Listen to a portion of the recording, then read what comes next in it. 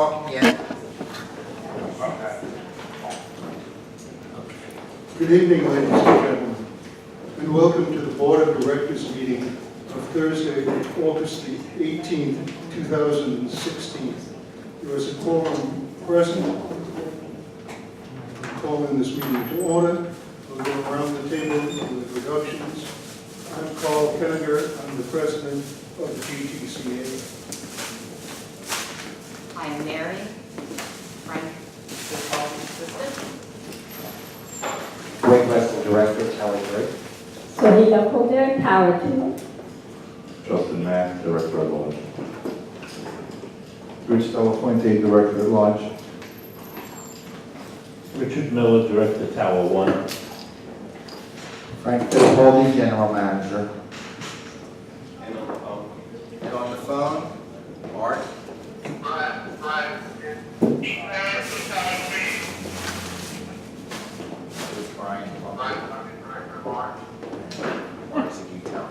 This is Brian Plunket, North City. So we'll have to be a little bit cognizant that there are two people on the phone, so we may have to give them a little precedent here because it's difficult enough to hear them sometimes. The first order of business is the approval of the July 16th, 2016 minutes. Justin?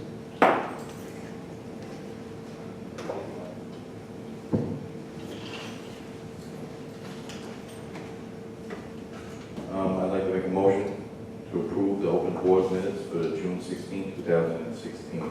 Second. Motion is made and seconded. Are there any comments on the minutes?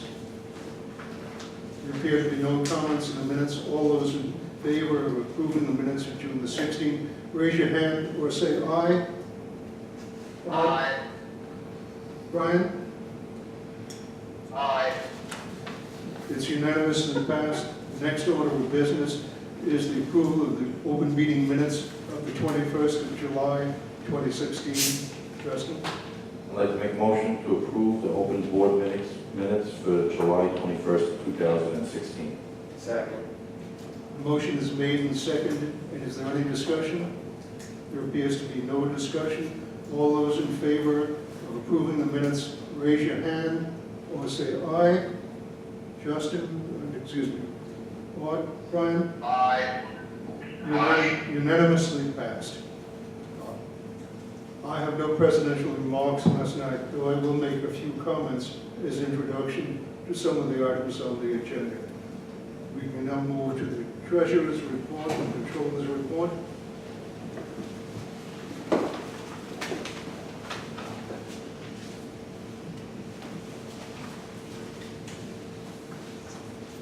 Good evening. My name is Michael Peters. I'll be presenting the financial report this evening. As of July 31st, the total cash in the depository account was approximately $491,000. The balance in the R&R account was $5.3 million. The escrow account had a balance of about $1.4 million. The available cash as of July 31st, 2016 was approximately $6.1 million. I will now speak about the accounts receivable as of July 31st. The accounts receivable from homeowners as of July 31st, 2016 is approximately $3.2 million. Out of the $3.2 million, there are $3.1 million in legal, $20,100 in payment plans, $24,900 1 month past due, $1,600 2 months past due, and $772 over 60 days. We had approximately $325,000 in payments made through the Condo Cafe online payment portal. I will now speak about accounts payable. The total accounts payable as of July 31st, 2016 was $677,851, which includes all invoices posted as of July 31st and known accruals. Legal invoices account for approximately $105,000. R&R invoices account for approximately $103,000. The breakdown of accounts payable consists of invoices 0 to 30 days old of approximately $388,000. Invoices 31 to 60 days old of $139,000. Invoices 61 to 90 days old of approximately $33,000. And invoices over 90 days old of approximately $117,000. As of August 15th, there were 634 owner occupants and 441 absentee owners. Of the 441 absentee owners, 427 are occupied by tenants. Units occupied by tenants represent approximately 40% of the total Galaxy units. Through July 31st, 2016, we are at an approximately $101,000 surplus, and the monthly financial package for July will be made available at the beginning of next week. This concludes the financial report. Are there any questions for the Controller's Office? Richard? Thank you. Has the mall been making their payments for parking every month, the amount that they agreed to pay? I would need to take your contact information to get the exact numbers. I apologize, I cannot have them at this very moment.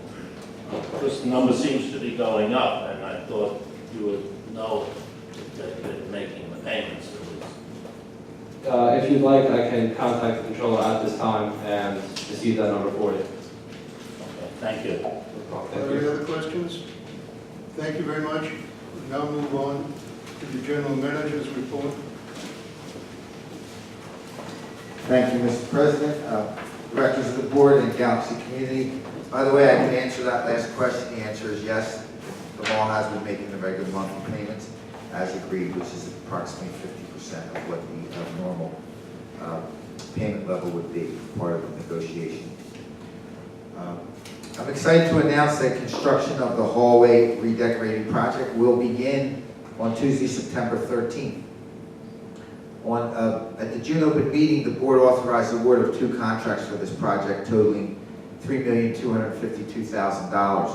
Since that time, much work has been done on value engineering to reduce the cost of the project and improve functionality. As a result, net project costs have been reduced by $290,000 in the last month, representing a 9% reduction. To accomplish this, first, all measurements and counts for finishes and materials which were previously estimated by the designers were scrutinized intently to eliminate any unnecessary waste and exposure.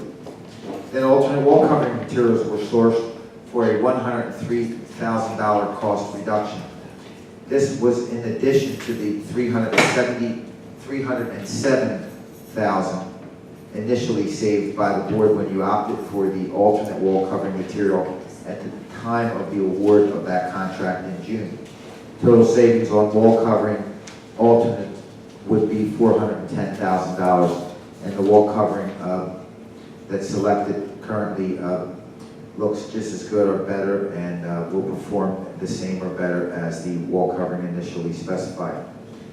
With creative payment terms, we were also able to reduce the association's potential risk associated with the customary 10% down payment on projects like this. Without the need to put up $230,000 in advance for purchase of materials, we were able to eliminate the need for a performance bond, saving another $60,000. The new light fixtures, which were customized at our request for reduced wattage, enables our supplier to secure an Energy Star certification, which makes it possible for us to qualify for New Jersey Clean Energy Program rebates, returning another $17,000 for the project. With the new lights, kilowatt hours of electricity consumption will be reduced from 419,000 kilowatt hours used per year to 174,000. That's a kilowatt hour reduction of about 58%. This translates into a $30,000 annual savings in electricity. And that number is based on your new rates of 12.4 cents per kilowatt hour, which the Galaxy will begin paying in January 2017 when the new contract with Direct Energy goes into effect. We've been working intently on these savings throughout the last month. I couldn't have done this without the help of our project specialist who came on board, Lawrence Heather. He's also our cinematographer. He's sitting here in the front row in the white shirt. And Lawrence has been working hard chasing down these estimates and finding ways. In fact, he came up with the clean energy rebates of $17,000 on his own. I'll talk more about Lawrence and the staff just in a few minutes. The HVAC project, that's the 7 brand new large HVAC units, heating and air conditioning units serving the spa, common app, and common hallways on the lower portions of your towers, is still only 90% complete. That's regrettable.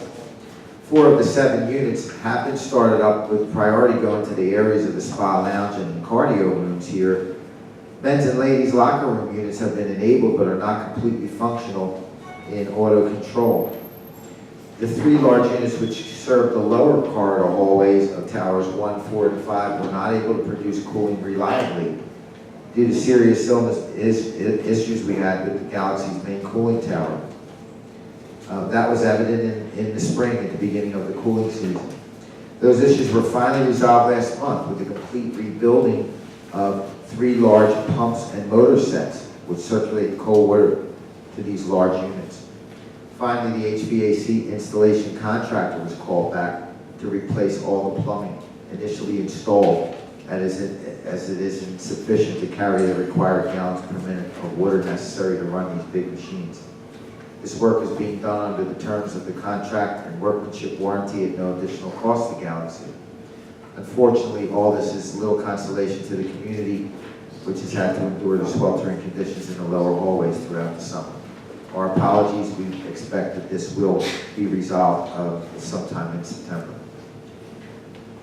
Lobby air conditioning chiller. There's a separate system that provides cooling for your lobbies. After several years without half of the chiller's capacity utilized due to failures in that equipment, which resulted in zero redundancy and frequent failures. Finally, that chiller was rebuilt and repaired to its original condition. Now it's at 100% capacity, which, by the way, includes 100% redundancy. In case one half it goes down, the other half is able to carry the load of your lobbies. Restoration team update. 5-man restoration team continues to make improvements over the last month, improving the Galaxy's curb appeal. That would include garage levels 12 and 11, painting in advance of the concrete contractor completing his work. S-level tower preparations for storage and laboratory facilities for contractors about to start the hallway project. Wall ramp railings and metal work painted. Bollards on JFK Boulevard restored and painted in front of the mall. Outdoor pool area cleaning, repairs, painting, and deck coating. Gym, game room, and spa meeting room painting. Some changes have occurred in the spa in the last month. Over the past several weeks, there's been quite a bit of turnover in the spa. To ensure that the pools are managed properly, a certified pool operator was brought in by an outside company to check the pools twice a day, 7 days per week. This will remain in effect, at least in the short term. Regarding lifeguards, which we've been in short supply of. Previously, lifeguards were all hired with lifeguard certifications. Presently, we are taking a different approach and providing those lifeguard certification classes on site. In fact, one of them is happening now.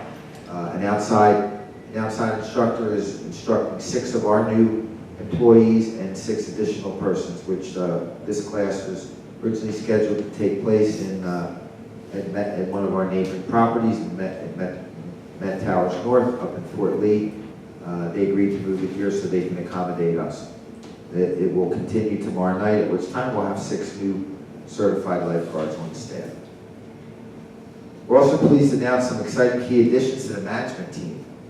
In the first step of reorganization of staff at the Galaxy, this will help us accelerate the implementation of capital projects, continue to find efficiencies so that we may further operate and reduce expenditures in 2017 and beyond. Also, our goal is to improve the quality of service we deliver and therefore the quality of life of the residents. Our new executive assistant, Mary Veal, to my left, and your right, recently joined First Service Residential, was appointed to the position of executive assistant to the general manager. Mary comes with us with over 20 years of experience in contracting, property management, and administration in the medical industry. I mentioned earlier Lawrence Heather, our project specialist, recently joined the Galaxy team. He's exclusively dedicated to the hallway renovation project. He comes to us with much experience in contractor outsourcing, residential home building, supply procurement, commercial building estimating and scheduling. As a project specialist, Lawrence is responsible for coordination of staging, contractor deliveries, project accounting, internal communication and notices to the residents. He'll also help us all navigate around the construction areas when that starts. In security, Dan Charkowski will join us on August 27th as a new site account manager. Dan comes to us with a broad range of security and safety experience, which includes analyzing, planning, and implementing security solutions in critical facilities. He has hands-on experience with training, development, and implementation of policies, procedures, and emergency response, all desperately needed. At the spa, Sharon Harrison, a career fitness activity center manager with 15+ years experience, will join us in the role of Galaxy Spa Manager on August 29th. Sharon is accomplished at developing and implementing fitness training programs, social activities, and self-improvement classes in full-service amenity establishments similar to the Galaxy. Her challenge is to revamp the spa by instituting additional community events and in-house group exercise classes available to Galaxy residents free of charge. She's a certified lifeguard. She's a lifeguard instructor, an aerobics and fitness instructor, certified personal trainer, group exercise instructor, and certified pool operator. Sharon has a Bachelor of Science degree in Science and Sports Management and a Master's degree in Business Administration. Finally, in addition to the changes mentioned above, the search continues for an accomplished facility manager to round out the team, someone who's capable of developing the facility preventative maintenance plan that works, and improvements to the in-unit services department to expand the menu of services provided and offer them more efficiently. Resumes are on deck for 4 final candidates who are being vetted. We hope to make an announcement by next month's board meeting on this. Finally, before you this evening is a request to amend the award of the hallway carpeting contract. The cost change associated with this amended contract has already been accounted for within the cost savings I discussed earlier. That concludes my report. Thank you. Are there any questions for the general manager? Richard? In the beginning, we were speaking about the lobby chiller. Now that it's working, everything's working, it's working better than it's worked in a while. Are we going to be looking into a preventive maintenance program? So it's at the end of the cooling season, professionally shut down, prepared for heating. So it takes the strain off our employees. Absolutely. The preventative maintenance program is the top priority of the maintenance department. Again, we're looking for that perfect fit of a facility manager who's experienced in putting those programs together. Meanwhile, staff has already started in developing a master list of preventive maintenance activities for daily, weekly, monthly, quarterly, semi-annual, and annual maintenance tasks for each piece of equipment at the property. All the equipment types have been inventoried, and now we're going to see what the staff knows and what we can practically do in-house versus what work is more appropriate to use outside contractors for. The goal is in preventive maintenance to prevent failures and prolong the life of the equipment. We certainly can do a lot better than we've done recently. Are there any other questions? Art, just to make sure, Art, Brian, any questions? No, that's all right. Thank you. Thank you very much, Frank. Now we're going to move on to the rest of the agenda. The first item is an unfinished business is an amendment to a policy resolution, just so everybody understands again. A policy resolution is a two-step procedure. There's a first reading. If the thing is approved for a first reading, we publish the resolution, allow for comments, and then have a second reading of it. If it's approved the second time, it becomes policy. We don't have to have another motion. The motion is on the floor now, but I think we will let Justin speak first on this issue.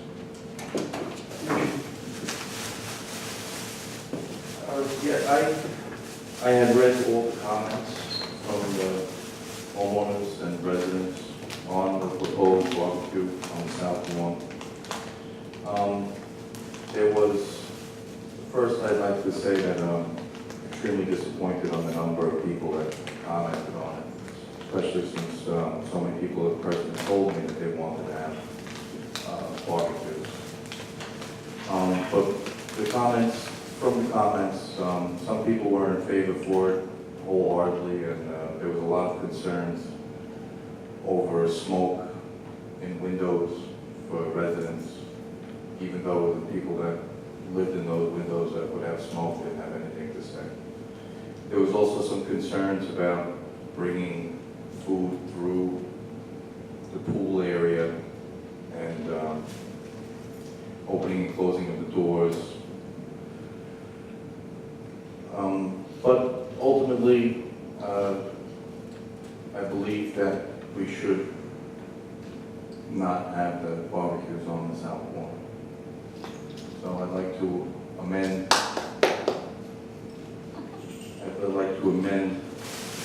the policy resolution number 10 to allow barbecuing on the North Lawn,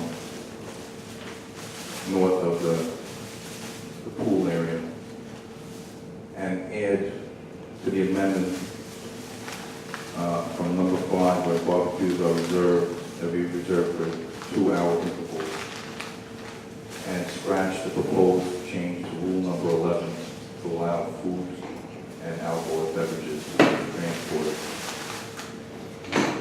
Is there a second? Motion is made and seconded. Now we can have discussion of the motion. Just to make sure, Brian, are you still following us? And I would like to table the motion until such time that we have a fully functioning manager of the spa, and we have the procedures to institute the procedures on whatever location which will be required. Meaning we will have a system upon which every user will register, and we will be responsible for cleaning and monitoring the responsibilities, which I don't believe we have at the present time. We have a motion to table. Is there a second? I'll second it. Motion to table is seconded. There is no discussion of a motion to table. All those in favor of tabling the motion, raise your hand or say yes. Art? Yes, Brian? yes, All those opposed? The motion carries.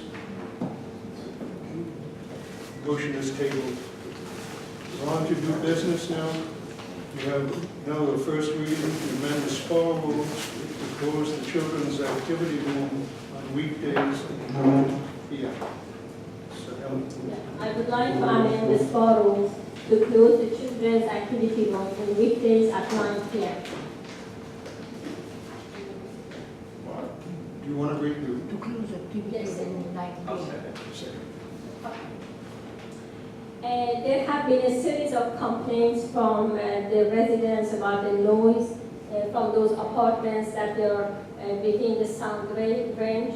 And the spa committee came up with a proposal that currently the spa has got 4 rules related to the children activity room.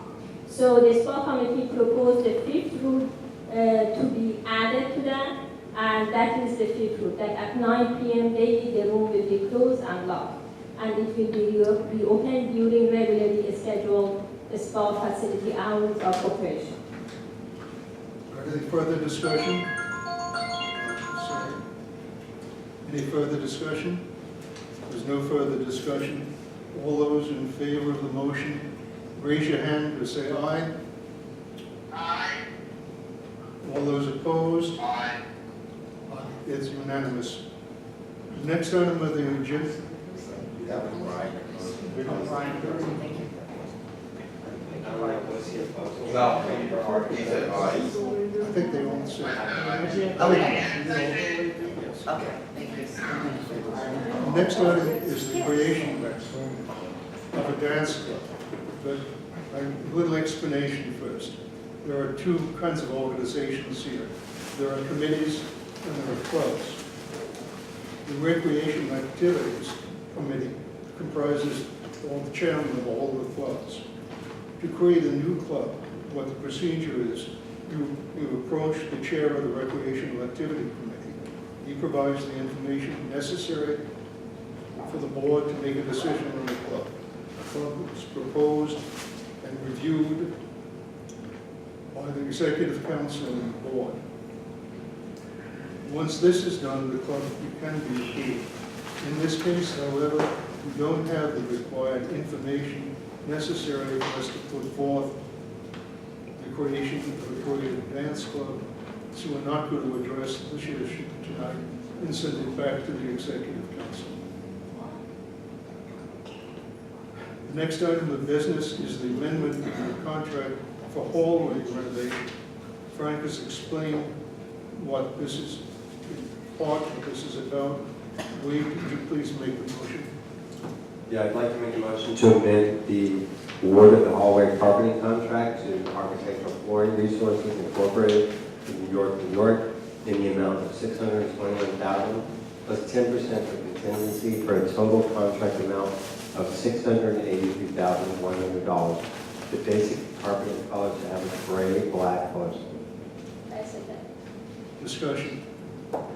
Yeah, I'd like to explain a little bit because this is a change. So, and there's a slight increase in the cost, but in the last meeting we made a motion to pursue an alternate which would have a savings amount on the carpet contract.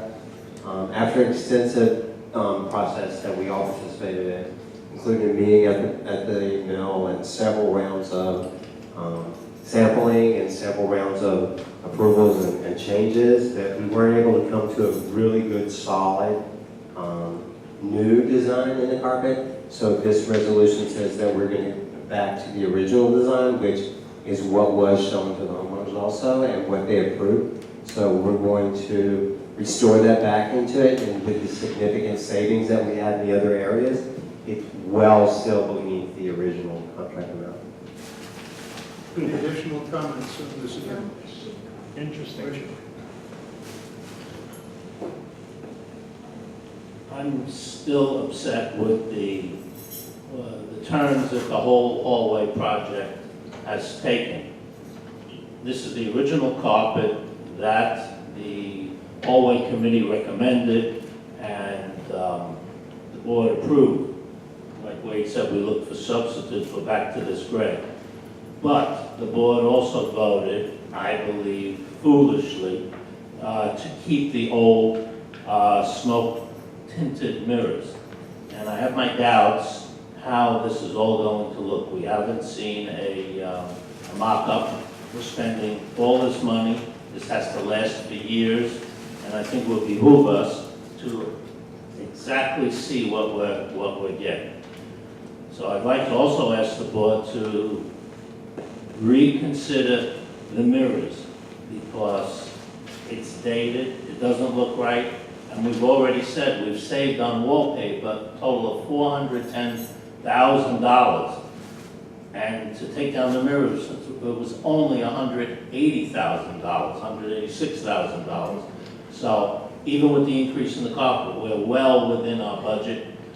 We should be doing something with the hallways that looks outstanding. We should be doing the best we can for the condo and leaving the mirrors up and it's like we're picking one from this column, one from that, and that we're just picking and choosing. It's not our place as a board to be, what we're doing is designing the hallways. We had a design firm, 49% of the homeowners that participated in the poll chose the mock-up that's on the 16th floor. Not everybody may like it, but I keep looking at it every day. It's well-balanced.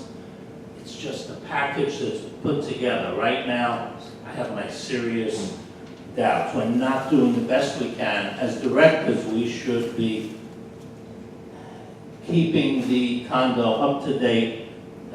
We have a lot of properties around us, and we have to give people a reason to want to buy here, not just have tired-looking old mirrors. That's right, they went by.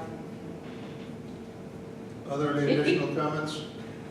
There appear no other comments. I'm asking for a vote. All those in favor of the amendment for the hallway contract, raise your hand or say aye. Aye. All those opposed? Those abstaining? We have one abstention.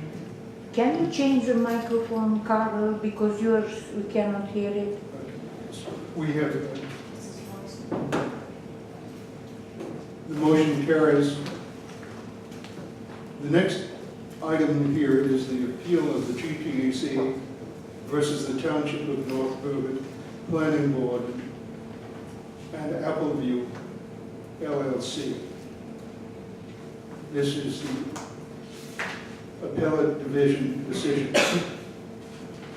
In July of 2010, Appleview Limited, the company, filed a site plan application with the defendant, the Township of North Bergen Planning Board, proposing to construct a 59-unit mid-rise residential building on a parcel located on the west side of River Road and at the bottom of the Palisades.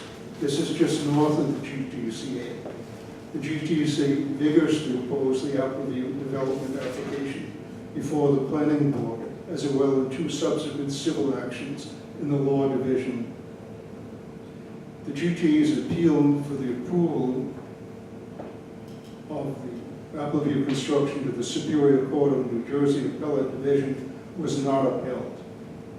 It is now possible to appeal to the New Jersey Supreme Court on this matter on several technical issues. The one major issue that appears we could appeal is the appropriateness of the payments to the Planning Board members for attendance at the special meetings that were held, that were paid from the developer's escrow. We've asked the law firm who represented the GTCA to estimate the cost of such an appeal. The estimate we have is $17,500. My understanding that if we were successful in this process, the Planning Board would then have to start again from the beginning and consider the Appleview application to build.